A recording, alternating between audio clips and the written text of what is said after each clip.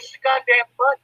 Yeah, push the Let the button. greatest minds from around the world. This is the Nerds That Know. Stash here with my wonderful menagerie of freaks and scary people. Please, scary people and freaks, introduce yourselves.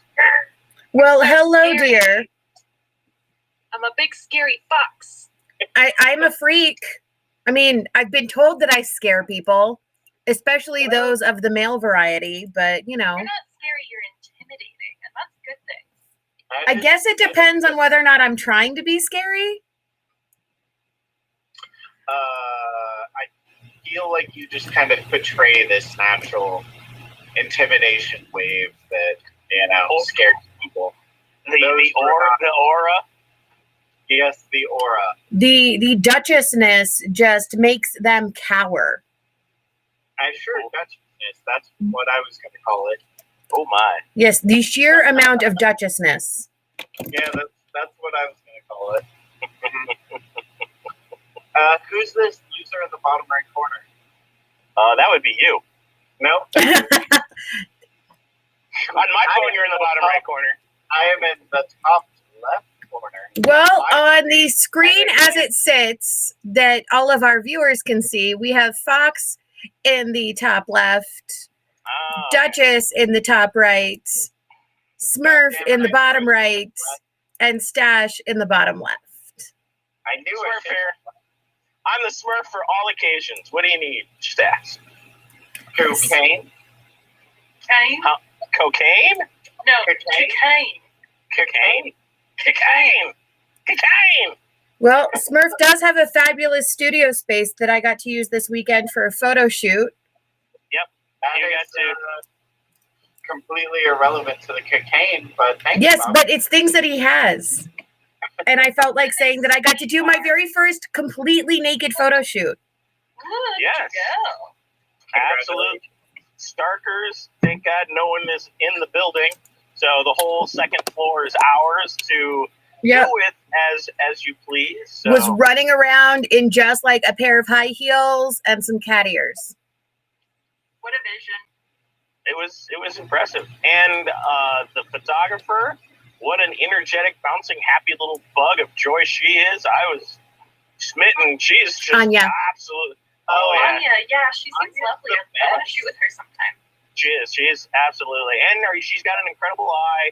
Everything worked does. out well, and the studio space worked. I was happy to see some professional stuff that you'll end up on Bobby's site. So the studio space is working well. It's working like it's supposed to. Go figure. So Wow. if you need to book, You actually did something competently. I'm so proud of you. I do it all the Be time. rude. I just don't boast about it. But if you need studio space for photography, by all means, please contact me. Reasonable rates and center of town, centrally located, at your disposal. Yeah, it is fantastic. And when I popped by there today to show Smurf some of the prints, the whole place smelled like popcorn because they have a popcorn machine. We do have a popcorn machine. One of the accounts that we have that we do marketing for is a sunflower seed oil company that is absolutely spectacular. It is tremendous health benefits. So we pop our popcorn in their sunflower seed oil. So we do the marketing and all of the branding for them online. Awesome. That sounds easy. Yes, we Well- stay busy here at 5280. We don't just sit around and play video games, Stash. I will have you know I rarely play video games. Even if this weekend I played so many video games. Yeah, Y'all, you're all. Over half of that was with my partner playing a co-op game. So, yes. y'all, I know I'm a little late on this, but I finally just played the, a few days ago, started playing the update for Stardew Valley 1.5, and it fucking owns bones. It's like a whole ass DLC that they don't make you pay for because they're Stardew Valley. Nice. I like it. Does it make you happy? It makes me happy. It owns bones. I have Happy heard that.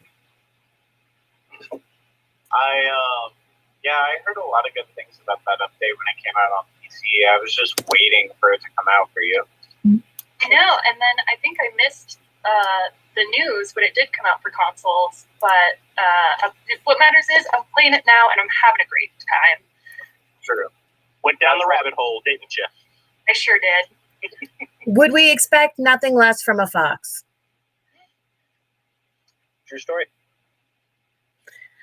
All right. We have Well, a plethora of news for all of you. Where should we begin?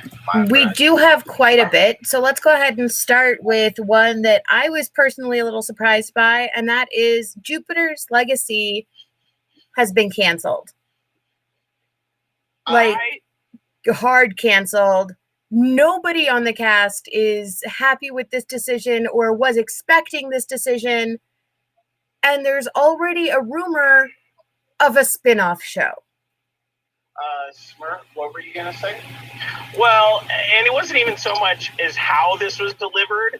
It wasn't even like the show was canceled. None of the actors were renewed for their contracts. This is how they received the news. I'm sorry, we're not renewing your contract. So Josh Duhamel, which is the utmost in class, basically said, okay. So then he starts posting pictures of himself without his shirt on in his utopian hairstyle. The dude is ripped. My God, that man is just in Pretty. He's all like, well, maybe Hulu's looking for a new series. And I mean, basically, shots fired. The rumors of the spin-off series are semi-true, but I don't understand is Netflix spends all of this money. It is one of the highest budgeted series that Netflix has ever produced, and they whack it. And I don't understand why. I don't get it. I really feel like, I know Netflix is all about the one season and then canceling things that are underperforming, but I really felt that the first season was just setting up so much stuff. The second season was going to be the one that was more successful and hit a lot better. Yeah, because there was so much more. I mean, and even how they composed this season, there was a lot of elements for different series that they pulled together to do it. So there are multiple comic books that they sampled to put this story arc together. And the series that they're talking about doing is called Super Crooks, which is out of the utopian universe. So, I mean, they're still kind of plugged into that. So I don't know why the sudden shift, or that they're going to somehow bring all of them over. I don't know. It's baffling, especially if you're going to spend that much on a budget. I would at least give it 2 seasons. It just seems like a waste of money to me. Yeah, I agree. I really wonder how they're going to continue or do a branch off series with the cliffhanger they had at the end of the first season.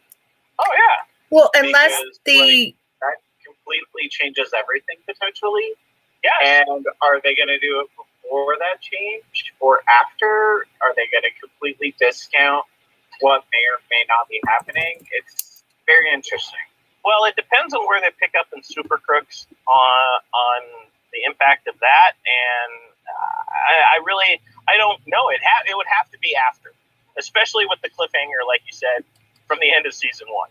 So, and it sounds like they might be just starting the spin-off show in the middle of where season 1 was, before all of the kids join, the group anyway. Maybe. I don't know. I'm just severely disappointed because I mean, it wasn't overwhelmingly like wowing, but I was engaged enough that I wanted to keep watching. I didn't want to stop. So, and even like you said, the cliffhanger was great. It was the perfect blend of everything kind of culminating together, and just like, wow, that sucks. So yeah, it just seems such a waste. Yeah. So they say that the reported numbers are $200 million so far spent on Jupiter's Legacy, and Super Crooks, which is the same world, like we were just saying, is going to take place in 1930s, 1940s, when they're reshaping the world right after they all get their powers. So, I just although, who are they going to have be all of these characters since they don't have any of the same actors? And these characters, although it's only been for one season, they have been established by these actors.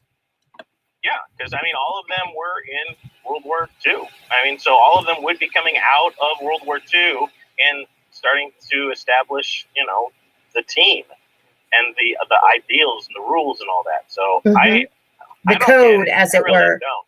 Yeah, and I really would not want to be on Josh Duhamel's bad side. I really wouldn't. Man's lethal. That's all I'm saying.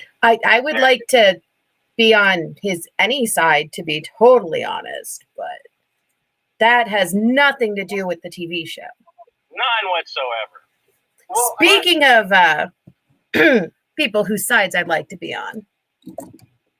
What were you going to say, Stash? You had one more point? I was just going to be like, what are they expecting from the second series?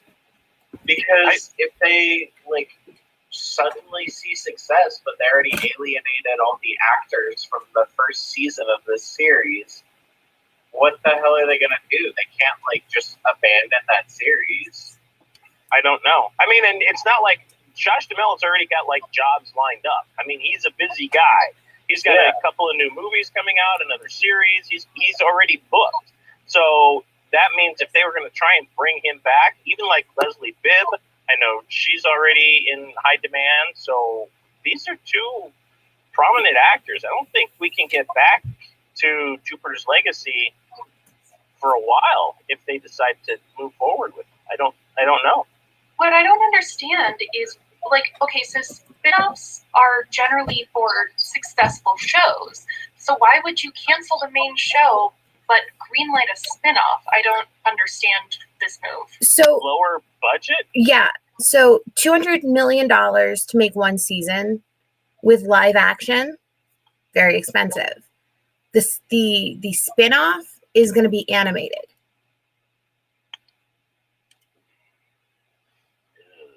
I don't think they're going to see success. They're not going to compete with Invincible. No, not at all. It's not that kind of story.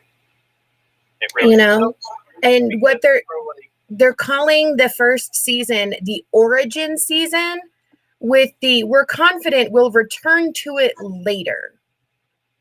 I'm not. Well, if you alienate all your actors, how are you going to do that? Yeah. Because I tell you right now, to piss off if you did that. Absolutely. Pound sand, bitches. Yeah.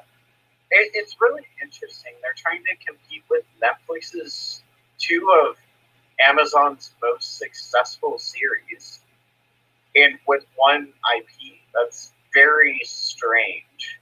Well, and to be fair, Millar's worlds that he builds and honestly, if I was Netflix, this isn't even what I would focus on. I would actually go after the Wanted series. The Wanted series is a way better built world and story, because in Wanted, all of the heroes have been eliminated and the criminals won. So the movie that we saw with Angelina Jolie isn't even close to what the comic book was. Comic book was just twisted as fuck. And I thought, I didn't realize that's what you were referencing. Oh yeah, Wanted is great. It's a great comic book series. Of course, it only ran for it was a 6-issue limited series, and it was beautiful. And the villains are basically running the world. The heroes got defeated.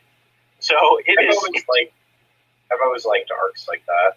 Yeah, and it's great. So you've got basically villains facing off against villains, and there's a bigger bad guy behind killing other bad guys, and it's really kind of well built. But that would be, I think, the money train to go for an animated series, because there's some stuff that goes on in that comic that you can't reproduce. There's like this villain that's made out of shit, literally made out of shit. He's even got Hitler shit in him. He's like contrived of all the evilest people's waste possible.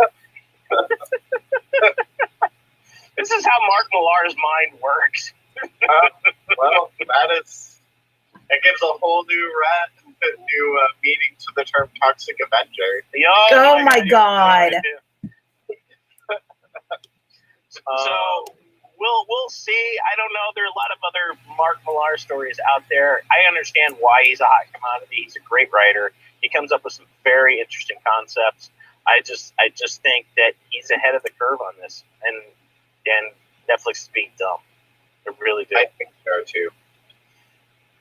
It's interesting. We'll see. But the thing I find so strange is that they're greenlighting Skull and Bones for a second season at the same time. Yeah, but I really liked Skull and Bones. Not Skull and Bones. Bones and Ash or Stash. It was not called Skull and Bones. Oh, sorry. Damn you and your stupid head. Shadow and Bone. Shadow and Bone. Yeah, that actually, I like that show, and it's way better than the books. Don't read the books. The books suck. The books aren't even as exciting as the series was. So, and there's like different stuff pulled from on the books. It's even shot out of order. So don't waste your time on the books. Just watch the show. And I like the show. The show is actually very compelling. I mean, I got halfway through it, and I was like, this is kind of tropey, so I stopped. But the books or the show? Tropey. I'll try and get back to it. I really enjoyed the show. I watched it all in one sitting. Yeah, you mentioned that. I mean,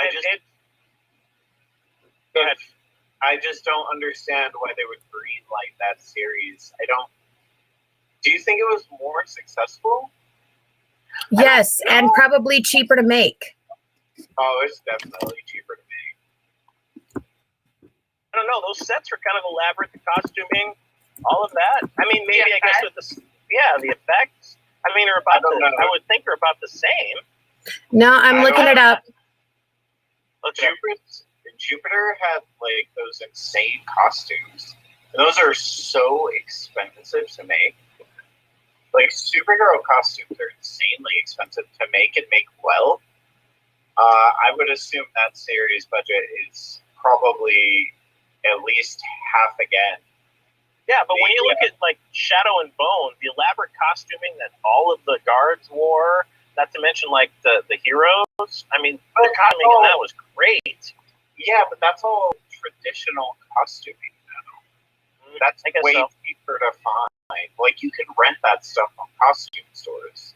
I mean, go to the wizard's chest. Buy me a coat. So, Shadow and Bone had more than 55 million member households view it in the first 28 days that it was out. Okay.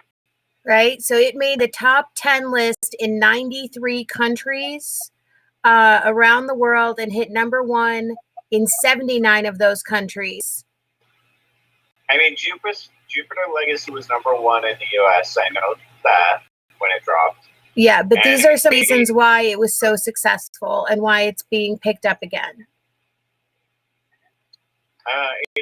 So I'm looking for budget numbers. Mm-hmm. It doesn't make sense to me either. I don't get it. I figured if I also think that you can't compare them because they're such different types of series.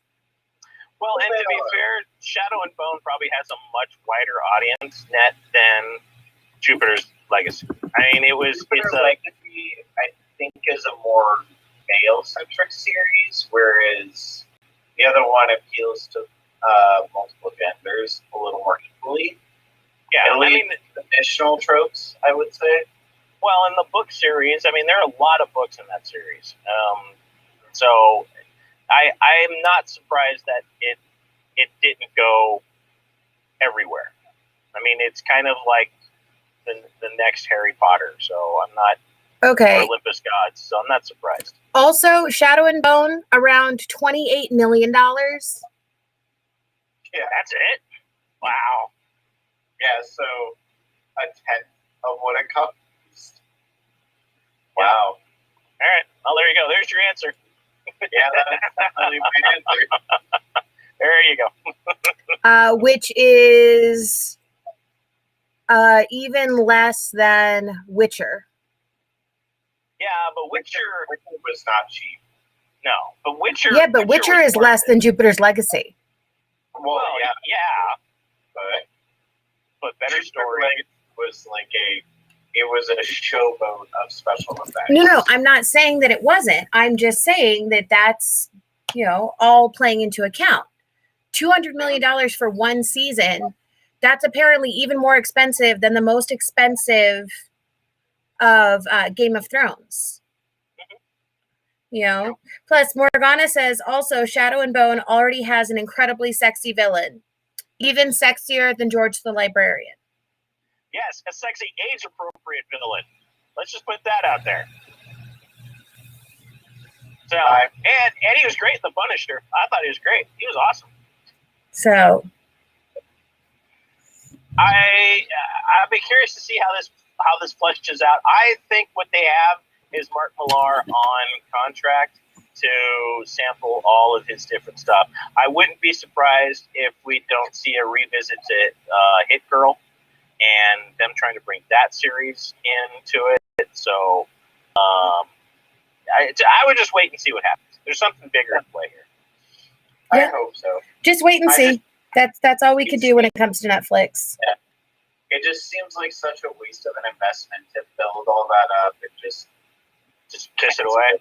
Yeah, just doesn't make sense. But what does make sense is what they're fighting for, and that is the top spot from Amazon as The Boys just continues to roll on like the well-oiled machine that it is, and Garth Ennis laughs his ass off. Oh my damn! What we have seen for Soldier Boy. Soldier Boy, Soldier Boy, Soldier Boy. Oh yes, please and thank you. All right, so please tell me a little bit about Soldier Boy from the source materials, Mark. So Soldier Boy is basically like Captain America, but has some serious PTSD. And how we saw last year, the one character that was immortal that got beat up by the chicks, he's of the same vein. He is he's old. The guy is like fucking ancient, but he doesn't age, just like Maeve, or not Maeve, I can't think of her name at the moment. So he basically goes through a very traumatic experience and he snaps. And he's a key component in the story later on to taking down the Seven and all of that. So I'm curious to see if they follow that storyline from the comic and how closely they get to just how much of a head case Soldier Boy is. Because he's got some serious rage issues. Serious ones. He's even worse. He's even worse than Homelander sometimes. It's nice to see Jensen Ackles getting some work outside of Supernatural. Oh my God! He hit the ground holy running. Shiza has this man beefed up. Like Jensen Ackles, I thought was always very attractive. Like I've always been much more into Dean anyway. Are you watching Texas Ranger? I'm not. Oh, okay. Because I kind of thought Sam was a whiny bitch. So like Jared Padalecki doesn't have my love. I'm sorry. He's my type. He's totally Rowan's type. But that checks out. Oh, and hi Mike, thanks for watching. But Jensen is my type, like right there. And then to watch the workout videos that we've been seeing of him, it does not suck. Well, I'm happy for you, Bobby. I don't really know what to say. Yeah, I'm glad the Spank Bank is there for you. I don't know what to say about that. Congratulations. Congratulate. Opa! I mean, the costuming looks great from the comic book side. I think as they continue to carry, I'm not loving the beard though. It goes away. I've already seen a picture of him in the costume without the beard. Yeah, I know, but right now I'm not loving the beard. I've seen other pictures, but no, he doesn't have a beard face. Yeah, the thing is, like, shaving a beard is a good visible representation of change. So, And I get that. I'm just not personally a facial hair person. I am aware. I think we all are. Well, and if you're not, you are now. Yeah. Would you still love me if I had a beard? Only you. So, do we have a release window for this next season? No, I know they're knee deep in filming. I wouldn't be surprised if we don't see it until the end of the year, like we did similar to last season. So I think it's gonna be a busy like November, December viewing this year. See, I was thinking it would be each year. Maybe, I don't know. And maybe in the beginning of next year, it's hard to say. I don't know with all of the delays. Hi, William. Thanks for watching. Let's see if I can find anything. It's difficult to say if they're on track or not. I wouldn't be surprised if we don't see it till November, December. So that means we're going to have Mandalorian, Boba Fett, The Boys, Star Trek, Umbrella. Fuck, that's a lot of viewing. Can't wait for Umbrella. Umbrella looks so good. Fox, by the way, would you like to introduce the 5th member of our show today? Yes, the unofficial mascot of the Nerds That Know podcast. This is River, aka Princess Fluffy Butt Wiggle Buns. True. She doesn't have a tail, so instead of wagging her tail, she wiggles her buns. Yeah, I call her Princess Wigglebutt, but I'm not. No, you're right. It's Fluffy Buns Wiggle Butts. The Fluffy Buns part comes from what is that game? You know, the one. That one Fallout? What is the game where Far Cry? No, it's like a 16 or 24-bit game. It has a huge cult following, and you are like a kid that falls into the underworld where there's like monsters, and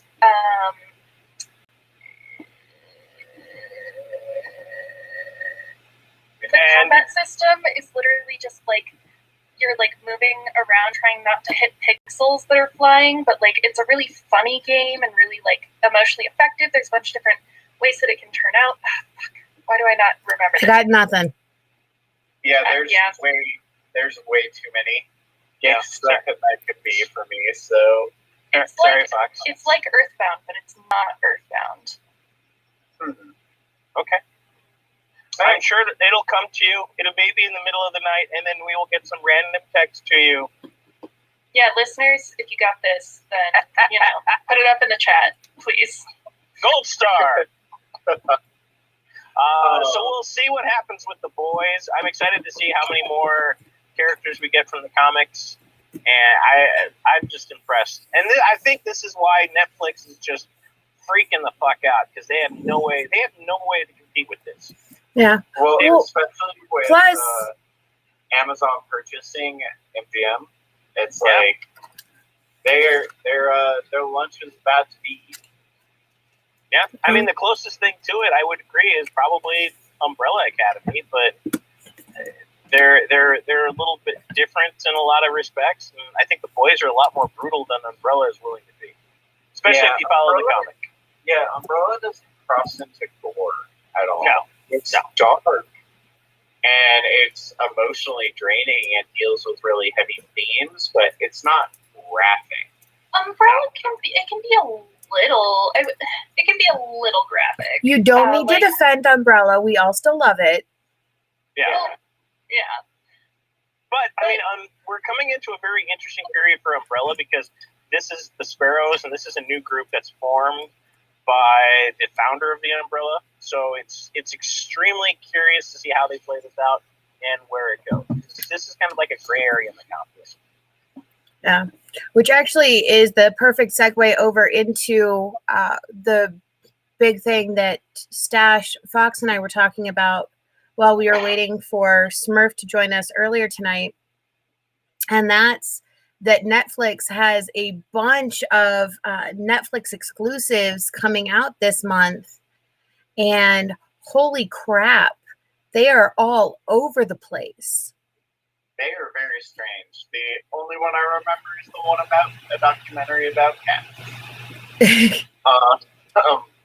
But like, no, they are really, they're just throwing money at a dartboard, trying to see what sticks, man. It's like the sheer number of Netflix exclusives that are coming out this month is obscene, and like they cross all breadths and genres. It's a very strange market approach. Yeah, it's Kitty Love is the one that Stash is talking about. It just came out on June 5th. It's an homage to cats, documentary on cats. That's all you need to know. Apparently, that's it. That's the only descriptor about it that's available right now. But there's sci-fi thrillers. There's new seasons of brand new shows that are Netflix originals. There's new movies and documentaries and cartoons. And we should be getting Lost in Space back, right? Yeah. Season for Lost in Space. Not this month. At least I didn't see it on this month's list. There's still one season left of Lost in Space, just like Lucifer. Okay, yeah, they're gonna do one more and then they're canceling it. That's right. I think they got hit by the corona really hard though. Yeah, they shut down their production. So I'm sorry, I enjoyed that series. I did too. Separate from the original intellectual property. You just gotta look past that. Just get over that. Once you do, it's actually a pretty good series. I really like the look into the human frailties of what it is to be a human in space. Yep, Dr. Smith is great. I think it's one of the best characters. If it was called anything else. Huh? Lost in Space. If it was called anything else, I would like it a lot more. It's called anyone else, yeah. It just needs a different title. It should just be Space. Yeah. Space. People in space. Crazy shit that happens in space. And there's that other series with Katie Sackhoff, Life Forms. Isn't that supposed to come back this year as well? That I'm unfamiliar with. I believe so. But again, that's not on the list for this month. Gotcha. Although Fox was discussing that Netflix has been going over to the kinky side of things and being all sexy. And there is a brand new show that comes out this month that's called Sex and Life, which is the drama in a love triangle. Oh, dun dun dun. And that comes out at the end of the month. I'm right there, Bob. As a polyamorous person, currently in a loving open triad, love triangles are annoying to me. Love triads are good. Love triangles are bad. It's just it's such an overused trope and such an unhealthy way to look at the. I won't get started. I agree. It's okay. Great. Maybe expect to have a little side bit just from Fox on that one show. I wouldn't be surprised. It may be a 45-minute long soapbox episode, but it could be a thing. I look forward to it. Can't wait. There's also going to be a new 7 Deadly Sins anime series that comes out. It's not a new series, it's a new season. Oh, excuse me, the new season. That's what I meant. It's Dragon's Judgment is what's new. Yes. And we'll see how it goes. That series has been like the temple series for Netflix anime. Yeah, no, I've seen the first couple of series or seasons. So yeah, and it's actually pretty good. It's nothing amazing. There's better ones out there, but Netflix has had a lot of really shitty ones. So it's good to see them have success with certain anime series. Like High Rise or High Rise something. I don't remember. That series sucked. That animated series was just awful. It was so boring. I have to interrupt y'all. I'm sorry. The game that I was trying to think of is called Undertale. Undertale is the game. Oh, Okay, wow. so you're See? talking about I knew it was going to happen. modern series. Yeah. I thought you were referencing like a old school series. Yeah, when you said 8-bit, I'm like, Well, it's not like it's like 16 or 24 bit. Does it go to 32 bit after 16? The point is, there's plenty of old timey graphics, modern games. I'm playing Absolutely. Stardew Valley right now. Yep. ooh.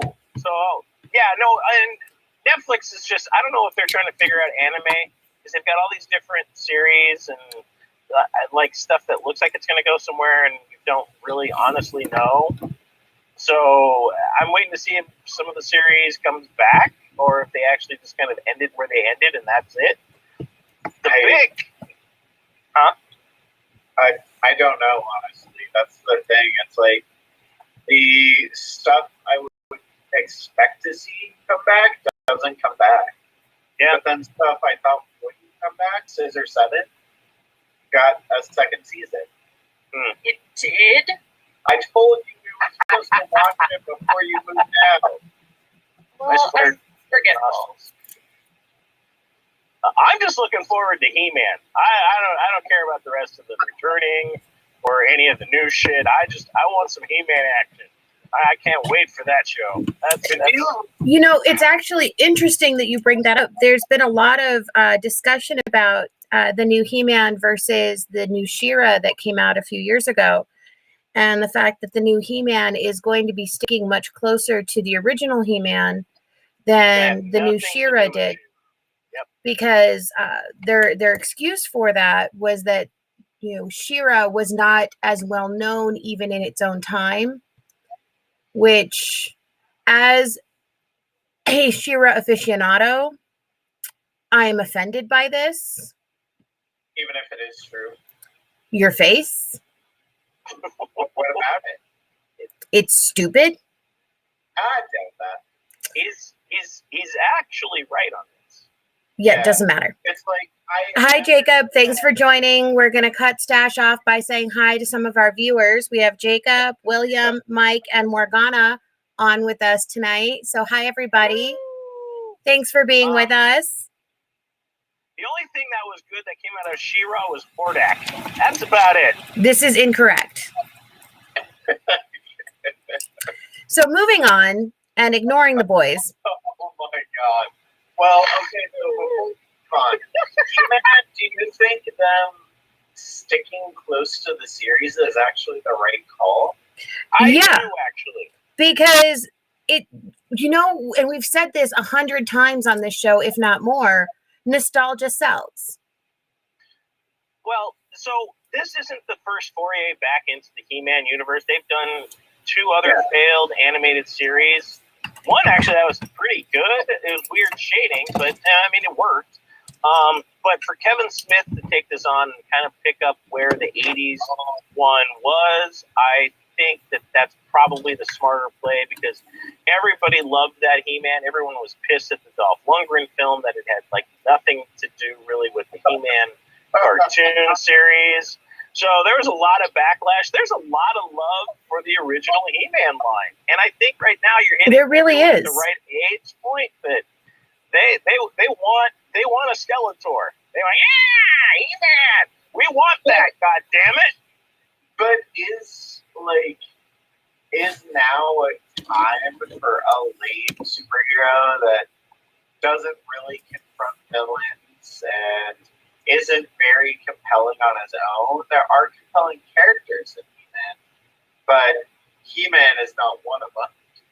I don't know. I'm kind of curious to see what Kevin Smith's take on this is. Because, I mean, Kevin Smith, for me, okay, he had a failed Spider-Man series, but before that, he had a very compelling Green Arrow series with a character that is kind of, like you said, more, side, and his supporting characters are more impressive.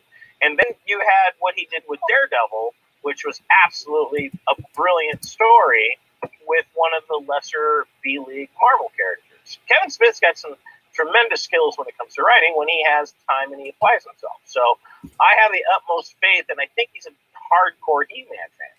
So, and you got new animation, so it's not going to be the hokey, jerky running same background regardless of where they are in Eternia scene. So maybe we'll see something fun. I don't know.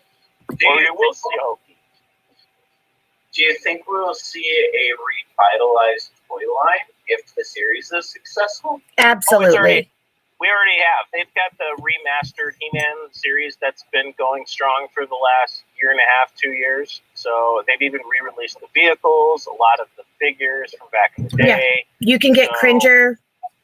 Yep, Battle Cat, the Skeletor's Panthro, whatever the hell they call that thing. Yeah, the only thing they haven't released yet is Moss Man, and I hear he's like a force in the new He-Man cartoon. So I'm waiting for my Moss Man. Is it because everybody likes a man made out of grass? That checks out. If I met a man made out of grass, I would marry him on the spot. I love grass. Exactly. Would you really marry a man, Fox? I wouldn't marry a straight man. There you go. He's made out of grass. Who knows which way the wind blows? My mom. Well, if the wind blows too strongly, he won't be a man at all anymore. Exactly. See? Just get that man in a fan, and you're good to go. Fox, what was your story? You were talking to your mom? Yeah, I was talking to my mom a couple days ago about trying to find a new place. And I go, I will never live with or date a straight man again in my life. And my mom goes, well, what about your boyfriend? Isn't he straight? And I go, Mom, he's a bisexual drag queen. Was living with me that bad? So you are not like most straight men? And you don't count. I once lived in a house with 4 straight men, and it was Very bad. Okay, on a happier note, other than the fact that Stash sucks, one of our viewers tonight, Mark, says the old Moss Man action figure was a sniff. So you could scrub Moss. Velour. It was great. They're going to do this thing again. Yeah, so it's a scratch and sniff figure. Yep. He's not like one of those room air deodorizers for the car. It was great.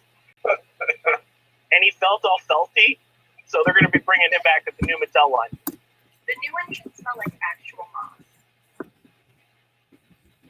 Spruce moss? Oh, hello. Instead of Was somebody being called? Cheeky's calling me. Oh, Sorry, my bad. But no, I agree. The original Moss Man was awesome. I loved him. I got him somewhere. I don't know where. He's not in this room. all right. Trash. Well, other good things that are happening on Netflix. Sweet Tooth. Wow. That's all I got to say is, Yeah. wow. I mean, this is a very weird series. I'm only 4 episodes in, but it is, this is intense. So when Jeff Lemire wrote this series for Vertigo, I don't know if he ever envisioned this crossing over to TV or media, but I mean, it's heavy shit, and it's just wow. I mean, I don't even want to talk about it because you can't even talk about it with like giving away shit from like the first episode, and it just keeps like escalating more and more with every episode. So I'm like an episode ahead of you right now, Stash, because it's some heavy watching. I'm on episode 7. It's in depth. And there's only 8 episodes in total. Mm-hmm. The character development, in my opinion, is intense. Mm-hmm. The way they do the flashbacks is crazy. Just The cinematography is phenomenal. The special effects. Oh, are yeah. impressive. I really like the framing device of the narrator. I think who they got to narrate was a very wise choice, and I feel like it creates a cohesive universe in a way it very rarely works. But they did it in this one, and it is very nice to see. It is, and when I'm watching it, I can almost hear like Jeff Lemire's voice, the author of the comic series. It's almost like I could hear him coming through, like with his notes or with his emotions as he was writing the comic. And I think you're absolutely right, Stash. It really adds a lot of depth to the world building and the characters that they're portraying at the time. So I think the narrative of it is great, but just wow, it is some heavy watching. Yeah. Well, and James Brolin just does such a great job setting up each episode and then tying it in at the end and then setting it back up. But am I the only one that kept hearing Thanos? I mean, really? Come on. It was absolutely. That's all I kept hearing was just Thanos telling me his story. And on this world, after I destroyed it. See, I was picturing the voice of oh my god, the Ballad of Buster Scruggs. Oh, yes. That's what I was picturing the entire time, and I was like, this is weird. I like that series. That's another one I wish they'd do again. I absolutely love it, but it's still very strange with something like this. What I think is interesting is Christian Convery is only 11 years old. The kid who plays Gus. And he's doing a phenomenal job. He is. He's 11. Yeah. Well, I mean, Stranger Things taught us that, child actors definitely have chops. So, give them a shot. Yeah, well, I expect to see a lot of stuff come from this kid. I'm looking at his IMDb now. And, he's already known for a handful of movies. He did Playing with Fire back in 2019.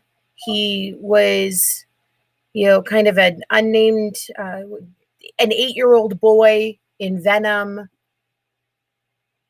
But for the most part, he's just not really done much that's not in post-production. No, that's fine. I'm perfectly okay. I like what he's delivering. So I agree. Because most of what he's done prior to this have been like the made-for-TV movies for like Hallmark Channel Christmas specials. All right, but I mean, the problem with child actors, though, you got to move on this production because he's got to stay with the character. So there's some challenges there. Absolutely. Because I'm sure we'll see it. We'll see another season for Sweet Tooth. I'm absolutely sold on that. No, yeah. I don't see him abandoning this. I don't either. It's just like Black Mirror. You can only watch a couple episodes at a time. Yeah. It's just too heavy. I couldn't imagine trying to binge watch the series. I did 5 episodes back to back, and that was... That's awful. It's like watching the entire season of Game of Thrones. You're just like burnt out at the end of that. No. A nap was necessary. I believe that. Yeah. But I'm very impressed with what they're doing. This type of storytelling, it's very interesting because I've never experienced a type of storytelling like this from a comic. I've only experienced it from book adaptations specifically, and I'm very impressed with what they're doing. It is so well done. Well, we'll see what happens. I mean, Vertigo had some impressive stories. We'll see what happens when we get Sandman coming out soon, I think, or is that next year? Yeah. I think that got pushed. Yeah. So Yeah. Sandman's another absolutely perfect Vertigo story that's you're getting a lot more than what you would expect. So Yeah, yeah, and this is I what know Vertigo that. was. I know that. Oh, sorry. Go ahead. I was going to say, I know that Neil Gaiman has declined a lot of offers to adapt Sandman. So if this is something that he's really, really happy with, I'm excited to see what they do. Yeah, well, he's gone on saying that he's getting dailies from the show frequently. He's seeing like full episodes being completed. So he is in the middle of this. So he, like you said, Fox, he wanted to make sure it was right before he did it, and for them to do it, I'm very anxious to see what they do. I hope they do like the first 6 issues, which is like brilliant because they bring in Cain and Abel. They've got the release of Sandman. You don't get Death till a little later, and of course you get Lucifer, which I'm very whoa. And then there was a voice from above. Oh, the tank has arrived. And we lost. And now we are whole again. All right, so Tank, we were just discussing Sweet Tooth, and nobody wants to say anything because they don't want to give anything away. But the general consensus is just, holy fuck. Oh, it's Wow. amazing. Yes. I can't. I want to talk about it, but you can't. You just give shit away. It's just, you gotta watch it. Watch the first episode, and we'll talk more in depth next week. Because it is, wow. But that's Vertigo. That's what you expected from Vertigo. I think this was the stronger line for DC as far as the writing is concerned, and it was more novelesque, to your point, Stash, because the stories and the characters were not. Were intended for mature audiences. There weren't just stuff that they're like, let's just throw this out there. There was an overall arc. There was an end game in mind when they were writing Vertigo stories. So, and Sweet Tooth falls directly into that. Yeah. Oh, yeah, huge. Is the best when it's written like this, and they did such a good job. The Lucifer series didn't even come close to the comics, but there was a lot of that in there. I'm hoping that they'll touch on it more with Sandman, with a new Lucifer and a new Death, because Death is now being made. And then I don't know, Constantine. A new Constantine is just really weird because it's a Doctor Who companion, and it's Joanna Constantine instead of John Constantine. Yes. Okay. Interesting. Yeah, I'm very interested to see how this is portrayed. See, that's the weird part about Constantine, though. I get the gender bend a little bit, but he's kind of sexual. Yes, and that's fine, but it's just that Jenna Louise Coleman is not who I would have envisioned as a female Constantine. Mm-hmm. So, I mean, what do you mean? Because I know he's like bi, but why would him being pansexual affect the gender bend? I don't I'm just saying. Go ahead, Tank. From the perspective of the comic book character, that it's very specific to, in the comic book at least, him being male and having all the sexual proclivities that he has. It's very specific to that in the comic book. And him being male is part of that. At least in the comic book. And it could be easily gender bent, but I just don't think Jenna Louise Coleman is an assertive actress to pull off that kind of dominance that Constantine wields. Because Constantine is a force, and he will do whatever is necessary to his end goal. And when I think of Jenna Louise Coleman, I think of Doctor Who's companion, who's kind of, she was okay, but she still just didn't have the voice that I would come to expect from a Constantine. Because even the guy that they've got playing from Legends, I think he would be great, but even in what they're kind of portraying for Sandman, I don't even know if he'd be strong enough for it. So here the problem isn't that the actor portraying the character is male or female. It's that the actor portraying the character you don't feel is strong enough for the character. No, not at all. She comes up a little cutesy, but I don't know. I mean, maybe she has the chops. Possible. We'll see. And I don't. And maybe it's a different kind of Constantine, especially. It depends on how they portray her, but it is the same Constantine that we have seen through multiple stories of DC, the Hellraiser, and all of that story. And in Hellraiser, yeah, he's very pansexual and he's very dominant. So I just don't know if she's dominant enough. But yeah, when you look her up, every time she's always in the cute little teacher plaid skirt and the little cashmere sweater and, you know, the little Hey, leg I love that look. perfect. I'm not saying it's not. I love the look too. I'm not saying there's anything wrong with the look, but that's not Constantine. No, it's not Constantine. And my plaid skirt is purple. Constantine swears a shit ton, smokes like a fucking train, and is constantly drunk. That is Constantine. Yes. I was thinking the actor who played Jessica Jones would be perfect casting for Constantine. She would now see that is a perfect casting for Constantine. However, her contract's been renewed by Marvel, so I wouldn't be surprised if you see Jessica Jones pop up over there. Yeah, that's probably going to happen. But she, as to your point, yes, she is what I would envision as Constantine. That is Constantine.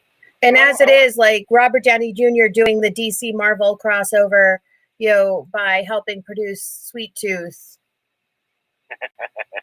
That's kind of That doesn't really count. It's Sweet Tooth. It's not Superman. It's not super. It's But Vertigo. it's still technically a DC property. By the I said technically. yes, but it's the same way that that's a DC property that, you know, I don't know, I can't even think of a hard comparison on Marvel's side. Teenage Star Wars. Ninja Turtles.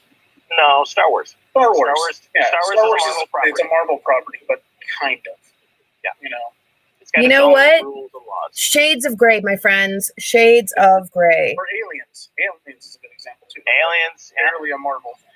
All right. Well, while we just mentioned Star Wars, Smurf incredibly excited when we discussed that the Star Wars Lego sets have been revealed. So cool! I'm gonna go freaking nuts in the Lego store this year. I have spent so much money already in the Lego Right, because store that'll be this time. different than every other year. It's it's getting worse because the sets are larger and they're costing more money. You're running out of room in your house for this stuff. You know that, right? You're gonna need to buy another house. I know the whole third floor is just inundated with comics, statues, and a Lego city and a broken wall. So I'm just beside myself. I don't know what to do. I'm You're gonna have to get another house, or like just turn your garage into Lego Central. Oh, it gets too cold out there. I don't have a heater in the garage. Oh well, then whose fault is that? The garage's fault. Well, then have it finished. I'm not running heat out to the garage so I can store my leg. Well, You say really? yeah, not really. I can probably see it because it's really getting complicated, especially with like when you have the Haunted Mansion that came out this year, the Friends sets. So I've incorporated that into a couple of modular builds. So I have my Central Perk and the apartment above, but above them, of course, is the Big Bang Theory apartment. So it's It's a Lego city. We get it. it's getting out of control. It's so out of control. And now I'm going to have to add more space for Star Wars stuff. And I like the Bad Batch Lego set. It looks great. It's awesome. But nothing compares to Lego Masters Season 2. Oh, yeah. I've decided that I'm going to train for Lego Masters Season 3, and I'm going to try and do the builds on show at home so that next year I'm ready to go. So I just need a partner. Yes, Yeah, you should do it. that'd make a good Tank. stream. Say that again? That'd make a good stream. I think so. Tank should do it with you. He used to be way more into Legos than he has been since he had children. Still am, just kids. Yeah, they take all the good pieces Take and then you're the left. small parts. Which is Yeah. why I'm saying you guys should do it together. You could make some decent money if you did it on Twitter in the nude. Put on cat ears. I'll put it on my website. A whole new bromance right there. We're building a bromance. Do you like that? There we Tank? go. Well, see, Stash has now moved up to the line of, windows with Rowan and myself. So you and Tank are alone and isolated on the bottom for our viewers. So you already have that bromance love happening. Yes. Sounds good. Now, are we going to be in the same stream, like we're both in the same video, or are we going to be on the same camera? We'd have to probably be on the same camera together. Yeah, like actually, hey, Smurf, hand me that brown piece. So what we do is we'll have a table with all our pieces on it, and of course we won't have shirts on, and we'll only show you right above the money shot right there. Just tall enough to see the hip bones. And since you guys are both right around the same height, it'll work. It would work. And if they want to see more, they gotta pay. That's right. That's when you go to the OnlyFans. Yeah. Show me the OnlyFans Legos. Oh my God. Hi, Ray. Thanks for joining in and watching us tonight. So dirty. I'm gonna build a house of pain. Okay, no, that's just not right. No, there's something wrong here. Yes, That's fantastic. I love it. I think this is a fantastic idea. I support this 100%. Of course you do, Bobby. Of course. And I demand 5% for accepting this idea. You're the producer role. Is that Yes. it? Executive producer. All right. Fair enough. We need someone to bring us drinks because if I will totally be drink bitch. I will even make you snacks. I will be nowhere near this.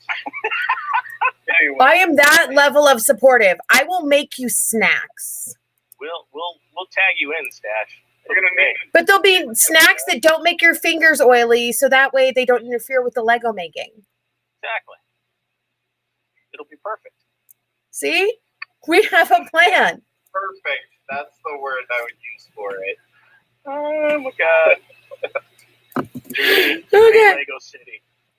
Speaking of Bad Batch, what have you guys thought?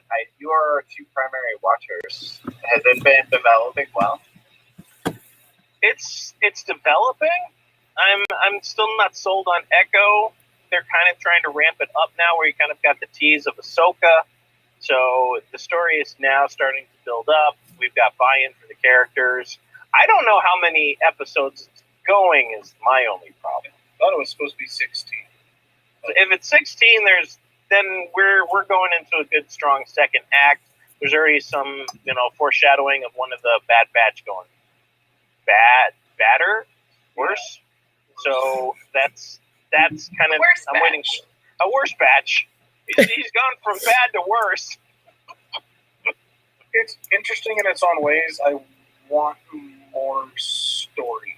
I do too. I want something other than Echo getting into trouble as the foil, and it's repetitive. That's a problem I'm having right now. It's I'm not not. a bad show. And No. you can if you kind of understand the path that the Star Wars generally takes, you can kind of see where it's going, and it's going to have a good payoff. But Building up to it. is not where it needs to be. I don't think. Nope, the story's telling. It's not Mandalorian. No, not anywhere near as good. No, and I don't think that it was trying to be. I think it's trying to be a filler until Mandalorian is ready. And that's fine. And I know I can see it. It definitely is strong for the kid vein. Yes. There are some good stories for kids. So it may not be for every Star Wars fan and as action packed as Tank and I would hope, but it definitely itches a scratch for the kids, trying to keep people just engaged and just kind of like, ooh, who are we going to see next type of thing. So Yeah. Kind of reminds me of when they did the Earth's Mightiest Heroes Avengers thing on. yeah. So it's like, oh, it's cool because it's the characters you like, and it's an interesting story in some parts, but it's it plods along a little bit at times. It's, just kind of. Ugh. Yeah. Ugh. But hopefully it'll get better. But I'm hoping that cause they're aiming in a direction that it should get better. Yes, because now they're already like going into like fighting bounty hunters.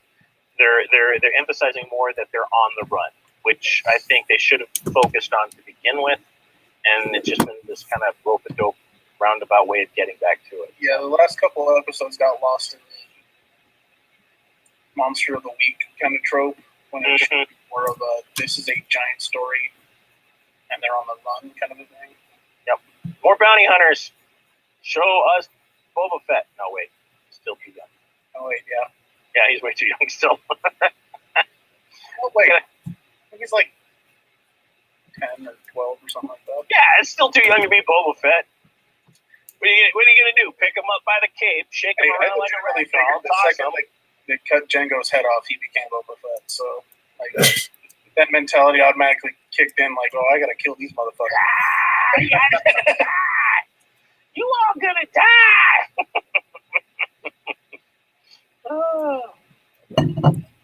But that doesn't matter because you know what premieres this week? What is going to take my mind off of the Bad Batch? Oh, yeah. That's Loki. Loki is coming and I can hardly wait.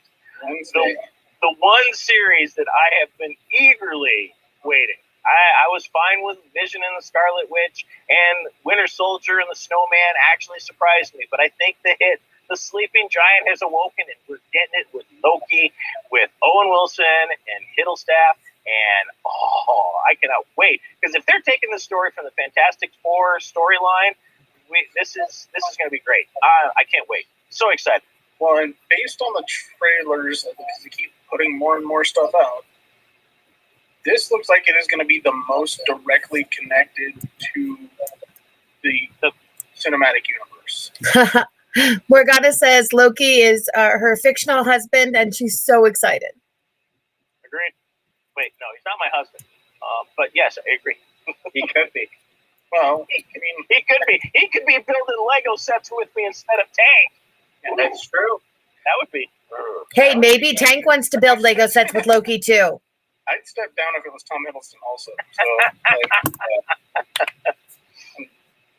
I mean, I would imagine viewership would probably climb. No offense intended. Just dramatically. But yeah. naked Lego building with Tom Hiddleston? Yeah. Yeah. I think we should throw that out and see like what he thinks. Be like, hey, dear Tom Hiddleston, we have this great idea in case the Loki show doesn't work out for you. Come on the Nerds That Know podcast and do naked Lego building. In case that giant Disney contract doesn't work out for you. Or in addition to, maybe he wants to do both. Loki and Smurf build a Lego hut. Well, it's good. Hey, I'll even don like an apron and heels to serve him the snacks and drinks. Oh, there you go. It's a good plan. I like that plan. But yeah, this story, based on everything they've shown a lot of stuff, including that this is probably going to have a lead-off directly following Endgame and directly leading to Thor 4. Yeah, this looks like it's going to be intense. Yeah. Do we know how long it's going to be? I believe it's 8, if I'm not mistaken. They say that, but I wouldn't be surprised if we got 10. It's possible. I'm sure they have enough to do 10, but I think they initially said it was going to be 8 episodes. I believe that you're right, Tank. I think that they did say that we're only supposed to be getting 8, but again, I wouldn't be surprised if we got a couple more. I would just be happy with like 8 episodes that are at least an hour. This 45-minute, 35-minute nonsense is driving me freaking buggy. And I agree with that. Yeah, I don't mind the 45-minute, but like the 30-minute or like the 5-minute ones, those ones, they're just too short. They're too short and you got 10 minutes of freaking, credits. I'm like, well, that was fucking pointless. Yeah. This one appears to be in the vein of the 45 to 50-minute per episode.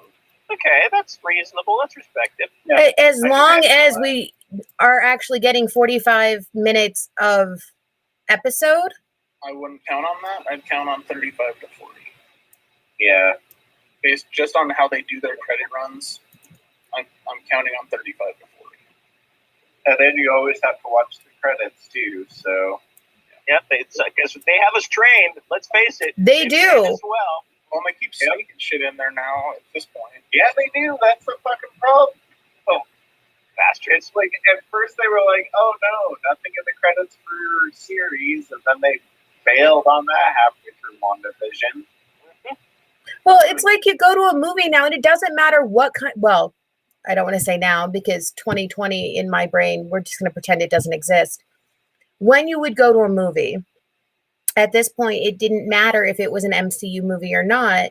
You just sit through the credits anymore because you don't know who's going to follow the Stan Lee, protocols and just throw something fucking random in there. You make it sound like there was a UN meeting and everyone came together and like, hey, let's do this.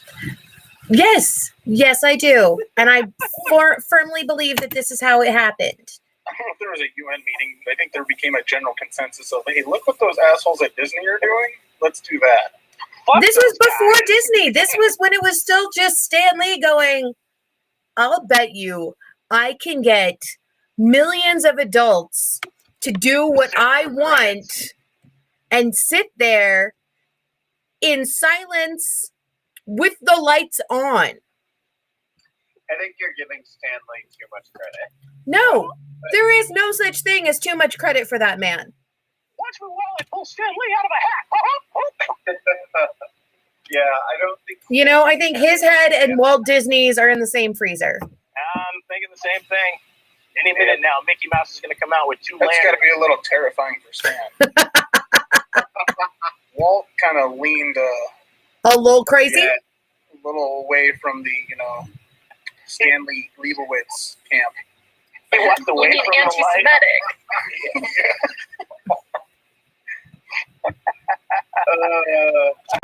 He walked away from the light. Oh, no, I'm not ready for that.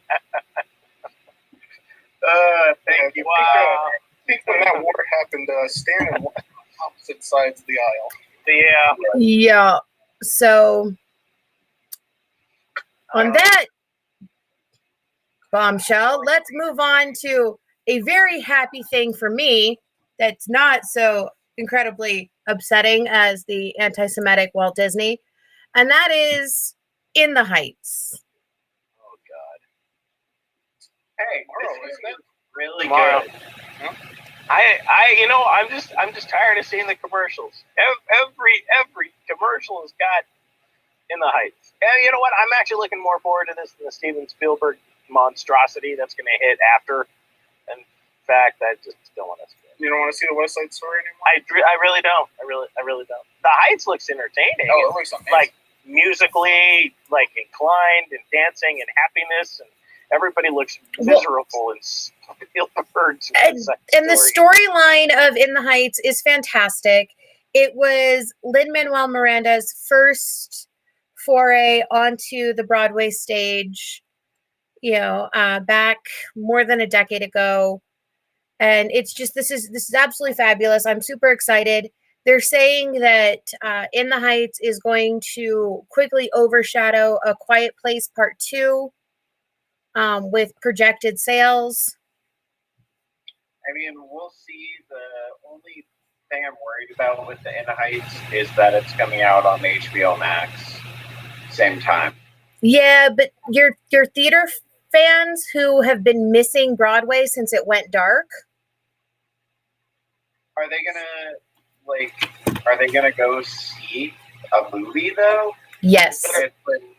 Because my roommate is super into theater, and I was talking with her about it, and she's like, I don't care. I'd rather just wait to see a play.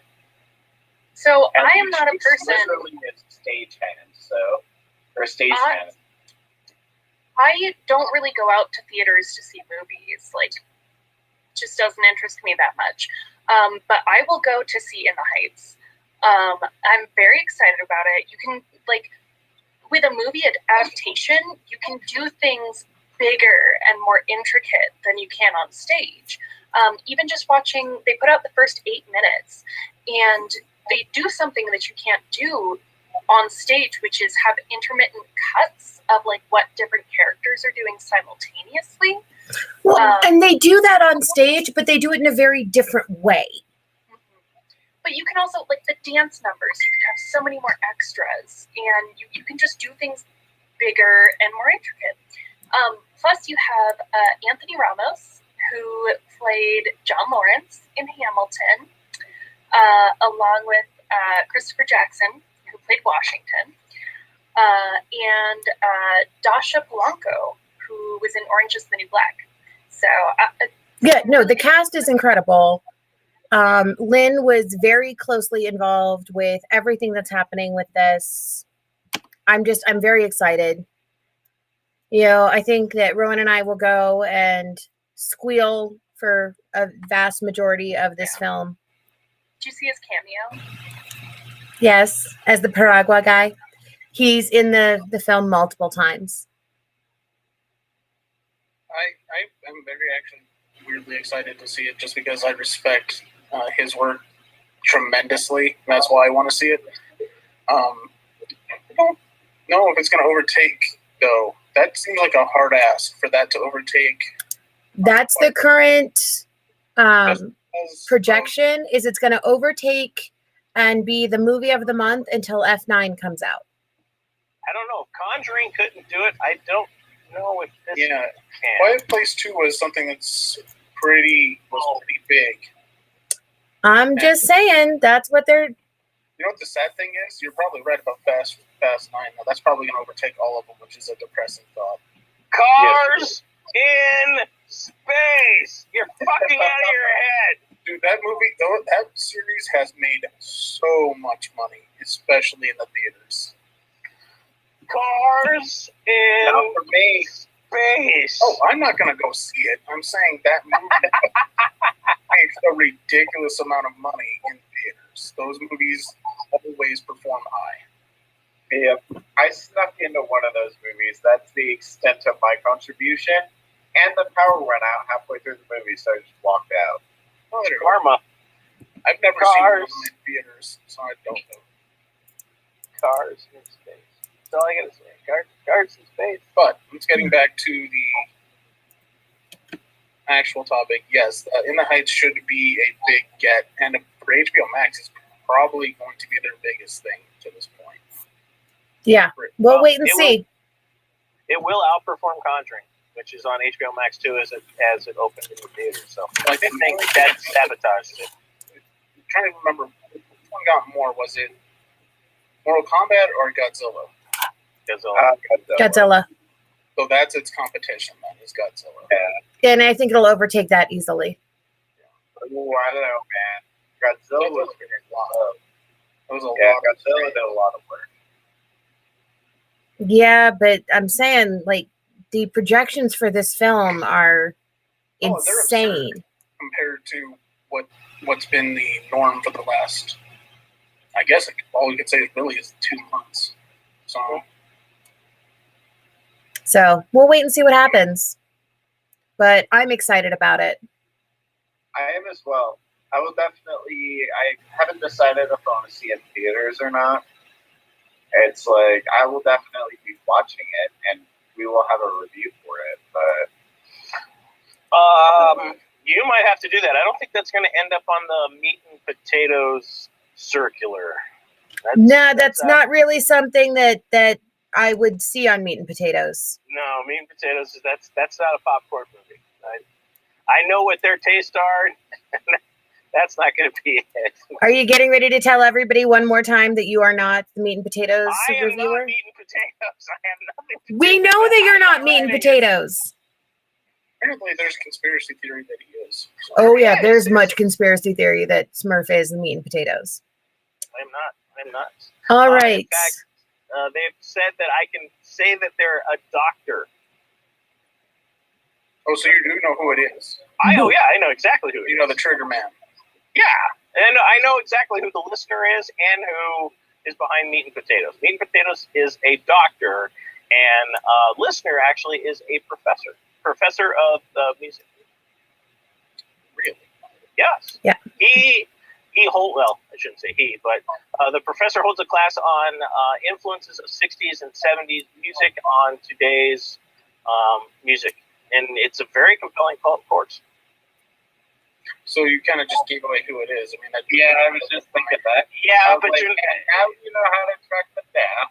Yeah, but he's not here in Colorado. He's not local. Okay, but musical influence of the 60s and 70s on today's culture, I'm going to assume... And influences in today's music. Is not going to have a huge demographic across the United States. Actually, I thought the same thing and was surprised to find out that it is. Actually. Oh, is it? Yeah, because he teaches like music theory, and he's very plugged into the music world. Is it Dr. Dre? So other than the fact that Smurf is not those people. Dr. Dre. Fuck Dr. Dre. I got intimate knowledge of Dre. He can suck a fart out of my ass. Those are strong words. Yes, they are. Not a great person. That's kind of... No, he's not. He's had some issues. He is an issue. His face is an issue. Anyway. All right, kids. This Ice Cube was better. Yes, he is. Nicer. Do we have anything else to discuss tonight? Because that's the entire agenda that I had for the evening. Already? Yeah. That's 10 items. We try to keep it at 10 or less. So sad. We're at an hour and a half. I don't know what was talked about before, so I can't remember. We talked Jupiter's Legacy. Oh, okay. We talked The Boys and Jensen Ackles. What's coming to Netflix this month? HeMan and SheRa, where the new HeMan is sticking to the original source material and the newer SheRa did not and sucked. Yeah. Sweet Tooth, Lego Masters and Star Wars Legos, and that's about where you caught up. Sweet Tooth is where I came in, so there you go. So there you go. There you have it. There's the bombshell. Like, share, subscribe. If you have any questions for the nerds that know in any field, topic, or questions about our buildings, please, by all means, send them our way. In the meantime, run fast, laugh hard, and always be kind.